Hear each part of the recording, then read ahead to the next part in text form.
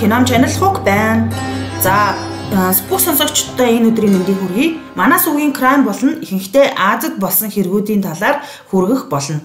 Та хэрвээ true crime хэрэг сонсох сонирхолтой бол манай сүгийг subscribe даран дэмжээрэй. Энэ удаад энтгэгд болсон дуйлаан чуугаанд хэргийн талаар ярьж болно.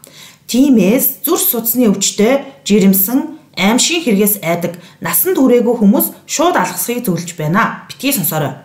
Учир нь энэ удаад маш детальчилж ярих болно. За бүгдээрээ олон юм нуршлгүй шууд хэрэгтээ оръё. Энэ хэрэг нь Энтэг улсын Дели хотод болсон аимшигт хүчингийн хэрэг юм. Энэ хэргийн талаар 2019 онд Netflix-ийн Daily Crime гэд кино хүртэл хийгдсэн байдаг. Мөн энэ хэрэг нь дэлхийд дахинд Нирбая хэрэг гэдгээрээ алдаршсан. Энэ үг нь энтгэхээр зоригт нэгэн гэж орчуулагдсан юм байлээ. Энэ хэрэг нь яагаад дэлхийд дахин ийм алдартай болсон юм бэ гэвэл дэлхийд дахинаа бэлгийн хүчирхийлэл, халдлагын эсрэг том хэмжээний хөдөлгөөн гарч охид эмэгтэйчүүдийг хамгаалах тал дээр илүү анхаарлаа хандуулдаг болсон гэж үздэг энэ хэргийн дараачаас. За тэгээд үүнээс үүдээд энтгэгт хууль нь энэ тал дээр илүү чангарсан байд юм байлээ. За тэгэхээр бүгдээрээ энэ хэрэгт гол хэрэгтээ оръё. Тэр өдөр яг юу болсон бэ? 2012 оны 12 дугаар сарын 6-нд 22 настай оюутан эмэгтэй Jyoti Singh болон түүний эрэгтэй найз болох Avindra Pratap нар Дели хотын Munirka гэдэг газар тэр удаа одоо маш алдаршаад байсан Life of Pi киног үзчихэд харж явж л дээ. Тэд 9 цаг 30 минутын үед автобусанд суусан байгаа. Тэднийг суухад жолоочтой нийлээд нийт 6 эрэгтэй байсан. Тэгээд нэг удалгүй Avindra найз залуу нь маш тухгүй тийм эвгүй байдал мэдэрч эхэлсэн. Яасан гэхээр автобус яг явах чиглэлээсээ хазаагаад өөр зүг рүү явж эхэлсэн байгаа юм. Үүнийг харсан эрэгтэй найз нь жолоочоос хаашаа яваад байгаа юм бэ гэсэн чинь 6 эрэгтэй босч ирээд тэр хоёрыг дарамтлж эхэлсэн. Манай монголоор бол атмандах гэд ирсэн юм шиг байна. Тэд Avindra болон Jyoti хоёроос энэ оройн цагаар юу хийж явж байгаа та муу хоёр гэх мэтчлэн үгээр өдөж эхэлсэн. Үүнээс болоод Avindra нөгөө 6-таа зодтолдож эхэлсэн ч 6 хүний эсрэг одоо яаж тэмцэж чадах вэ? Нэг хүн. Тэд түүний газар дээр нь бүдүүн арматурын төмрөөр үхтлэн зодож ухаан алдуулсан байдаг. Үүний дараагаар 6 араатан Jyoti рүү улаан галзуу юм шиг дайрч автобусны арын хэсэг рүү чирэн маш баламдаар хүчирхийлсэн байгаа. Үнэхээр аимшигтай. Эмчийн дүгнэлт дээр түүнийг хүчирхийлээ зогсохгүй ямар нэгэн төмөр зүйлээр тамлан зовоосны улмаас түүний нарийн бүдүүн гидсэн маш их гэмтэж дотор цус алдалт их байсан гэж дүгнсэн. Мөн түүний дотор эрхтнүүдийг нь нааш нь татаж гаргаж ирсэн уул мөр илэрсэн ба маш их цус алдсан байсан. Үнэхээр бодхоос бүр аимшигтай уур хүрмээр тийм хэрэг бэлээ. За тэгээ хөөрхий бүсгүй амиа аврахын тулд маш их тэмцэн уул мөр байсан. Тэгээ цагдаа нар гэмт эрхтнүүдийн биеэс олон тооны тийм хадсан, майдсан уул мөр олсон байгаа.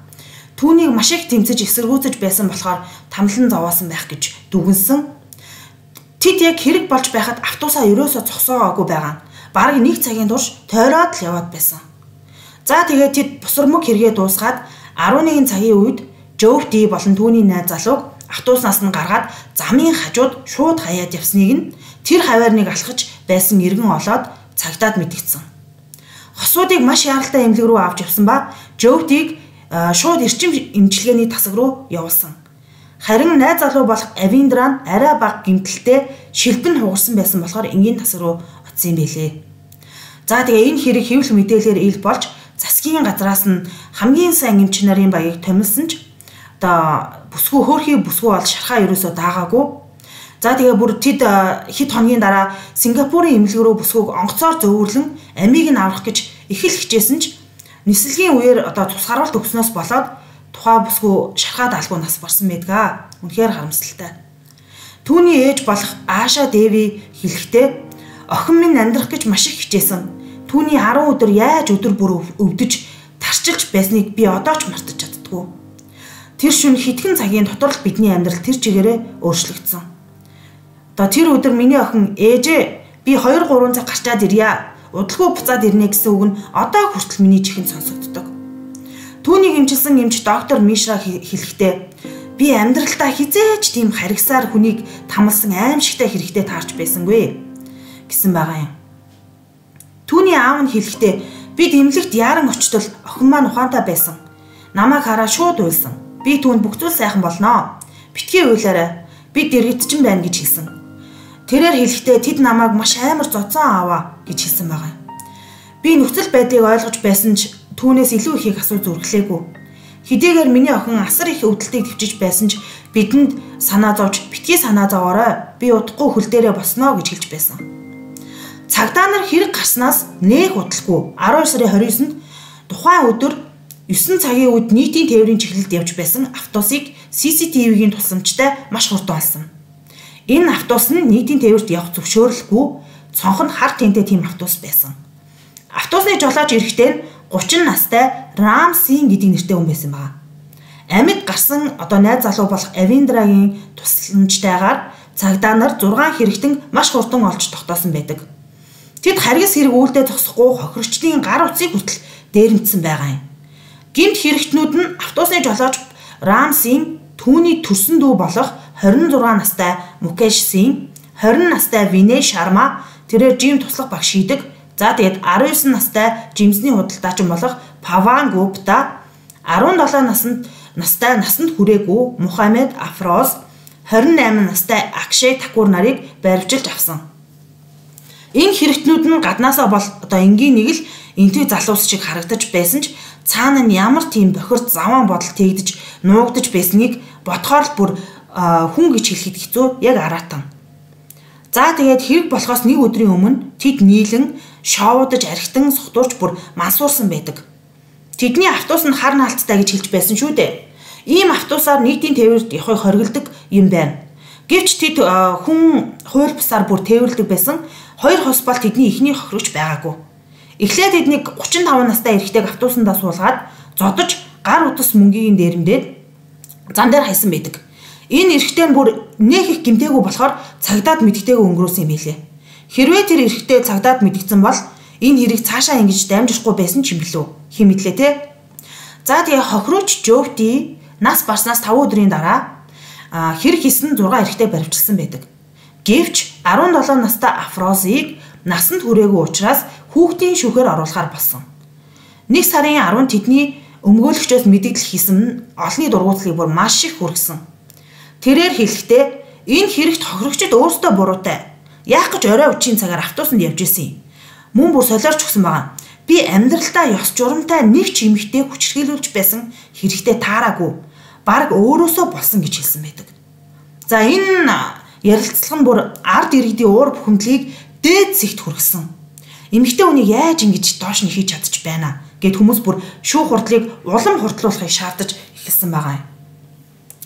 За 2013 оны 3 сарын 11-нд автобусны жолооч байсан бараг гол хэрэгтэн гэж хэлэх болно. Рам Син нь өөрийгөө дүүжилж нас барсан байдалтай олцсон. Цагдаа нар энэ хэргийг яг амиа хорлсон уу эсвэл алга байсан уу гэдгийг нотолж чадаагүй. Харин үлдсэн 4 гэмт хэрэгтнийг 9 сард нь Дээлгийн хотын шүүхээс дүүжилж цаазаар авах ял оноосон байдаг. Тэд давд заалт гэж оролцсон ч ялыг бол хിവэр үлдээсэн билээ. Тэднийг ялсан шүүгч нь ийм харгас хийсэн хүмүүс хизээч ялаас мултарч чадахгүй. Заавал ялаа үүрэх болно гэж хэлсэн байдаг. Харин насанд хүрээгүй байсан Мухаммед Афроз нь аллах хүчингийн эрэгт буруутгагдаж хамгийн дээд ял авсан нь ердөө 3 жил ял байсан. Яагаад тэгэхээр насанд хүрээгүй хүүхд идгээрээ. Тэгээ бүр 2015 онд суллагдаад одоо сул чөлөөтэй явж байгаа юм билээ. За тэгээд тэд нар бүр үнэхээр улаан цагаандаа гарсан тийм хөгийн амьтад байсан. Яагаад гэх юм бол Мукеш гэдэг нэг хэрэгт нь эмэгтэй хүн хүчирхийлүүлсэн өөрөөсөө болсон яах гэж шөнө оройн цагаар явж исэн. Тэрний буруу гэж хэвлэл тийм мэдээлэл өгсөн байгаа юм.